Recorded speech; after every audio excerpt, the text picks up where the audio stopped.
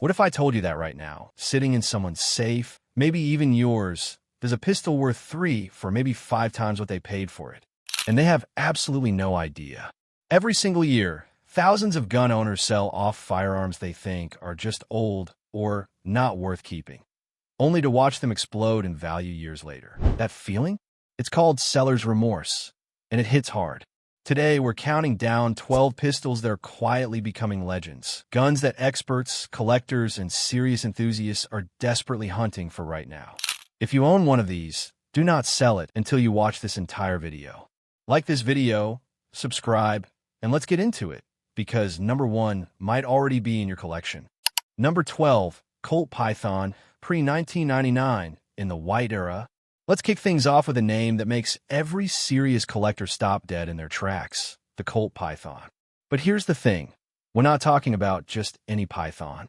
We're talking specifically about the pre-1999 originals, the ones built back when Colt's craftsmen were hand-fitting, hand-tuning, and hand-polishing every single action before it left the factory. These weren't just guns, they were works of art with a barrel. When Colt discontinued the original Python in 1999, most casual gun owners shrugged it off. Some even rushed to sell theirs, thinking the market would soften. They were dead wrong. The moment production stopped, something remarkable happened. Prices didn't just hold, they climbed. And they haven't stopped climbing since. Here's what makes the pre-1999 Python so special. The fit and finish on these early models was unlike anything being mass-produced at the time. The trigger pull was so smooth and precise that gunsmiths still reference it today as the gold standard of double-action revolvers. Finding that quality in a modern firearm, at any price, is nearly impossible. When Colt reintroduced the Python in 2020, fans were excited, until they got their hands on one and realized it simply wasn't the same. The soul of the original was gone. That realization sent the pre-1999 values through the roof, with pristine examples now regularly selling at auction for $4,000 to $6,000, sometimes more. So if you've got a blued or nickel pre-1999 Python collecting dust in your safe right now, treat it like the treasure it is. Because the people who sold theirs back in the early 2000s for a few $100s, they're still losing sleep over it. Number 11, Smith & Wesson Model 29, Pre-Lock Blued. If you grew up watching Clint Eastwood point that iconic long-barreled revolver at a trembling criminal and growl, do you feel lucky, punk? Then you already know the Smith & Wesson Model 29. But what most people don't realize is that the guns sitting in their collection could be worth dramatically more than they think. It all comes down to one tiny detail: the internal lock. In 2001, Smith & Wesson added a small internal locking mechanism to their revolvers, a change that was meant to improve safety but instead divided the collector community overnight. To serious enthusiasts, that little lock represents everything wrong with modern cost-cutting. It changed the feel, the aesthetics, and for many, the soul of the gun entirely. That's exactly why pre-lock Model 29s, especially the beautifully blued, long-barreled versions, are commanding prices that would make your jaw drop. What once sold for a few $100s at a gun show is now consistently fetching $1,200 to $2,500, depending on condition, barrel length, and whether the original box of paperwork are included. The market is sending a crystal-clear message. Collectors want the real thing, not the revised version. And as older pre-lock examples become harder to find in excellent condition, that demand is only going to intensify with time. If you own a blued, pre-lock Model 29, you're sitting on a growing legend. Don't let it go for anything less than it's truly worth. Number 10, Browning High Power, pre-discontinuation, 2023. Some guns retire quietly. The Browning High Power did not. When FN Herstal announced in 2023 that they were officially discontinuing the High Power after nearly 90 years of continuous production, the firearms community felt it like a punch to the chest. And for anyone who had recently sold theirs thinking it was just another surplus pistol, that announcement hurt on a whole different level. Here's why this one is so significant. The High Power wasn't just a popular pistol. It was a living piece of firearms history. Designed by the legendary John Moses Browning himself in his final years, it became one of the most widely adopted military sidearms on the planet, serving the armed forces of over 50 countries. That kind of legacy doesn't fade. It compounds in value over time. What makes the pre-discontinuation models especially attractive to collectors is their originality. The older Belgian-made examples, with their beautifully polished finishes and classic fixed sights, represent a standard of craftsmanship that simply doesn't exist in modern production. Prices on clean, original examples have already jumped significantly since the discontinuation announcement, and experts believe this is still just the beginning. The cruel irony is that the high power was always slightly underappreciated while it was available. People passed on it at gun shows, thinking they could always grab one later. Well, later is now. And those same people are watching prices climb every single month, wishing they had held on just a little longer. Number 9. SIG Sauer P226, West German/Early Exeter. There's a reason why the SIG Sauer P226 was chosen by the United States Navy SEALs over every other pistol on the planet. And there's an equally important reason why not all P226s are created equal. If you happen to own one of the early West German manufacturer examples, you may be sitting on something far more valuable than you ever realized. Here's the backstory that most people miss. When SIG Sauer first introduced the P226 in the early 1980s, the pistols were manufactured in Eckernford, West Germany, and the quality control at that facility was absolutely legendary. The tolerances were tighter, the finishes were richer, and the overall craftsmanship carried a level of pride and precision that reflected a completely different era of manufacturing. These West German examples have a distinct feel in the hand that even casual shooters notice immediately. When production eventually shifted and evolved over the decades, something quietly changed. The guns were still good, but the magic of those early examples became increasingly difficult to replicate. Collectors began hunting specifically for the West German rollmarks, and prices on clean, matching examples started pulling away from standard production models in a very serious way. Today, a verified early West German P226 in excellent condition can command 2 to 3 times the price of comparable modern example. The collector market has spoken, and it's saying loudly that origin, era, and craftsmanship matter more than ever. If yours has those early markings, guard it carefully. Number 8. Glock 17 Gen 1, 1986 to 1988. It's almost impossible to imagine today, but there was a time when people laughed at the idea of a plastic pistol. When Gaston Glock introduced his revolutionary design to the American market in the mid-1980s, skeptics were everywhere. Critics called it cheap, fragile, and gimmicky. Some gun owners sold their early examples almost immediately, convinced the whole thing was a passing fad. Those people are absolutely cringing right now, because those early Generation 1 Glocks, specifically the ones produced between 1986 and 1988, have transformed from dismissed curiosities into seriously sought-after collector pieces. And the features that people once mocked are now exactly what collectors are paying premium prices to own. The early trigger guard, the original pebble texture finish, the absence of the finger grooves. Every detail that makes a Gen 1 identifiable is a detail that adds significant dollars to its value. What makes these particularly rare is simple math. The production window was narrow. Many were used hard by early adopters, and a surprising number were modified or worn beyond collector-grade condition. Finding a clean, unmodified Gen 1 Glock 17 with matching components today is genuinely difficult, and the market reflects that reality completely.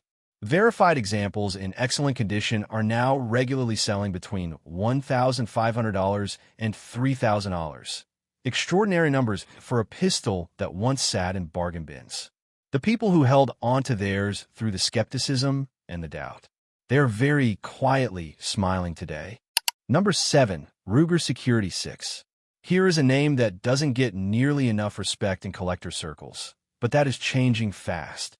The Ruger Security 6 was produced from 1968 to 1988, and during those 2 decades it built a reputation as one of the most reliable, durable, and honest revolvers ever manufactured in America. It wasn't flashy. It wasn't expensive. It was simply a working man's revolver that did everything asked of it without complaint, and that quiet dependability is exactly what collectors are now chasing with serious money. When Ruger discontinued the Security 6 in 1988, replacing it with the GP100, most people barely noticed. It wasn't a dramatic exit. There were no farewell editions, no collector announcements, no fanfare whatsoever. It just quietly disappeared from production. And that low-key ending meant that most owners never truly appreciated what they had. Guns were sold off at modest prices, traded away casually, and passed along without a second thought. That indifference created an interesting market dynamic that is now working heavily in favor of those who held on. As the Security 6 becomes increasingly difficult to find in truly excellent condition, collectors are stepping up and paying prices that would have seemed absolutely absurd to the original owners. Stainless steel examples in particular, especially those with original grips and matching components, are drawing serious attention at auction. The lesson here is painfully simple. Ruger built it right, priced it honestly, and then stopped making it. That combination, as history keeps proving, is a perfect recipe for collector gold. Number 6. Springfield Armory 1911. A1. Pre-importation ban. Few names in American firearms history carry the cultural and historical weight of the 1911. But within the vast world of 1911 collectors, there is one specific variant that stands apart from everything else: the Springfield Armory 1911. A one produced before the importation ban effectively changed what could legally enter the American market. And if you own one of these early examples, you need to understand exactly what you're holding before you even think about selling. Here's the history that makes this so compelling. The original Springfield Armory imports were produced in collaboration with the legendary Imbel factory in Brazil, a facility with deep military manufacturing roots and an uncompromising commitment to quality. The result was a 1911 that felt and performed remarkably close to the original military specifications that made this platform famous in the first place. Shooters who owned them knew immediately they were holding something genuinely special. When importation restrictions tightened, the supply of these authentic early examples dried up almost overnight. Suddenly, a pistol that had been modestly priced became something far more difficult to replace. Collectors who understood the history started quietly accumulating them, and prices began their steady, determined climb upward. Today, verified pre-ban examples in excellent condition are commanding prices that reflect their true scarcity. The specific Imbel markings and early production details are now the difference between a standard used 1911 and a genuine collector's prize. Number 5. Desert Eagle Mark .357 Magnum. There are iconic firearms, and then there is the Desert Eagle. Few pistols in history have commanded attention the way this massive, unmistakable handgun has. It has appeared in countless Hollywood blockbusters, video games, and music videos, becoming arguably the most visually recognized pistol on the entire planet. But here's what most people completely overlook. Not all Desert Eagles are created equal, and the original Mark I .357 Magnum is in a category entirely its own. The Mark I represented the Desert Eagle in its purest, most original form, before design revisions, before modernization, and before the platform became widely commercialized. Produced in the mid-1980s by Magnum Research in collaboration with IMI of Israel, these earliest examples carry a historical authenticity that later production models simply cannot replicate. The craftsmanship, the original roll marks, and the undeniable connection to that first generation of production make them genuinely irreplaceable artifacts of modern firearms history. What's driving collector interest right now is a combination of cultural nostalgia and pure scarcity. The window of original Mark I production was relatively narrow. Many were used extensively, and finding examples in truly excellent condition is becoming increasingly rare with every passing year. Prices on clean, verified Mark I examples have been climbing steadily, And as the generation that grew up idolizing this pistol reaches peak collecting age and buying power, that momentum shows absolutely no signs of slowing down. Number 4. Walther PPK, Interarms/West German. Say the name Walther PPK, and one image immediately fills every gun enthusiast's mind: James Bond. Since Sean Connery first drew it on screen in 1962, the PPK has enjoyed a level of cultural fame that virtually no other pistol can match.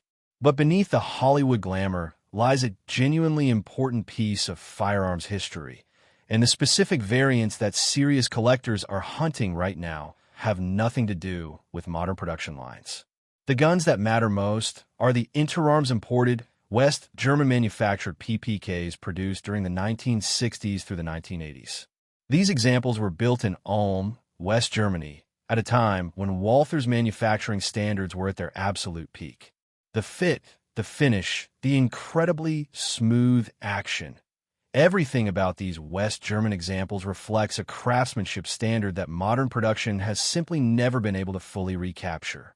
When manufacturing eventually shifted and American-made versions entered the market, collectors immediately noticed the difference. The West German examples began commanding serious premiums almost overnight, and that gap between West German and American production values has only widened significantly over time. Today, a clean West German PPK with matching numbers, original grips, and original box can stop an auction room cold. Authenticating one requires knowing exactly which proof marks and date codes to look for, because the difference between a standard used PPK and a true West German collector's piece is measured in thousands of dollars. Number 3. HK P7 PSP/M8. If you want to start a passionate argument among serious pistol collectors, simply ask them to name the most mechanically brilliant handgun ever produced. A significant number of them will answer without hesitation: the Heckler & Koch P7. This extraordinary pistol represented a level of engineering ingenuity that was genuinely ahead of its time, and the collectors who recognized that early and held on are now being very handsomely rewarded. The P7 introduced a unique squeeze-cocking mechanism that was unlike anything the firearms world had ever seen. Simply gripping the pistol naturally cocked it. Releasing the grip decocked it instantly and completely safely. It was elegant, innovative, and devastatingly reliable, earning devoted admirers among military units, law enforcement agencies, and discerning civilian shooters worldwide. The West German border police famously carried it, cementing its reputation as a serious professional instrument. For a brief window in the 1990s and early 2000s, police department trade-ins created a short-lived opportunity to acquire P7s at surprisingly reasonable prices. Many gun owners passed, either unfamiliar with the platform or simply underestimating its significance. That window closed permanently, and prices have climbed relentlessly ever since. Today, clean PSP and M8 examples in excellent condition regularly command $2,500 to $4,000, sometimes considerably more for matching, documented examples. The P7 is living proof that true mechanical genius is always eventually recognized. Unfortunately, sometimes only after you've already sold yours. Number 2. Colt 1903 Pocket Hammerless. There is something uniquely captivating about a firearm that managed to be simultaneously elegant, revolutionary, and historically significant, all while fitting neatly inside a jacket pocket. The Colt 1903 Pocket Hammerless achieved exactly that, and over a century later, collectors are pursuing these extraordinary little pistols with an intensity and financial commitment that would genuinely astonish the people who casually sold them at estate sales for pocket change just decades ago. Designed by the incomparable John Moses Browning, yes, the same genius behind the high power we discussed earlier, the 1903 represented a masterclass in elegant simplicity. Its streamlined profile, concealed hammer, and remarkably smooth action made it the preferred carry pistol of generals, diplomats, intelligence officers, and heads of state throughout the first half of the 20th century. The United States Army specifically issued it to general officers during both World Wars, a historical connection that adds an extraordinary layer of collector significance to every authenticated example. What is driving the current market surge is a powerful combination of artistic beauty, historical depth, and genuine scarcity. These pistols are over a century old. Production ended in 1945, and finding examples in truly excellent condition with original finish intact is becoming remarkably difficult with every passing year. Authenticated general officers' models and early production examples with strong original finish are now regularly commanding $1,500 to $3,500. And that number is climbing with remarkable consistency as appreciation for American firearms history continues growing among serious collectors. Number 1. SG Sauer P210 Swiss Military Issue. We have finally arrived at number 1. The pistol that collectors, experts, and serious enthusiasts consistently place at the absolute top of the regret list. And if you own one, we genuinely hope you are sitting down right now, because what we are about to tell you might completely change how you look at what's sitting in your safe. The SIG Sauer P210 is widely and consistently regarded as the most precisely manufactured service pistol ever produced in human history. That is not enthusiasm talking. That is a statement backed by decades of independent testing, military evaluation, and collector consensus across the entire firearms world. The tolerances on these Swiss-made masterpieces were so extraordinarily tight that the slide-to-frame fit feels less like two separate metal components and more like one perfectly machined piece. No other mass-produced service pistol has ever come close to replicating that standard. When the Swiss military began releasing surplus P210s into the civilian market, prices were surprisingly accessible, and many buyers treated them as simply very good shooters rather than the irreplaceable treasures they truly were. That surplus pipeline dried up completely, and what happened next was entirely predictable. Prices didn't just rise, they absolutely exploded. Today, authenticated Swiss military issue P210s in excellent condition regularly command $3,000 to $6,000. With exceptional examples pushing significantly beyond that. The single feature separating a $500 gun from a $5,000 gun is simple. That unmistakable Swiss military acceptance stamp. Guard yours like your life depends on it.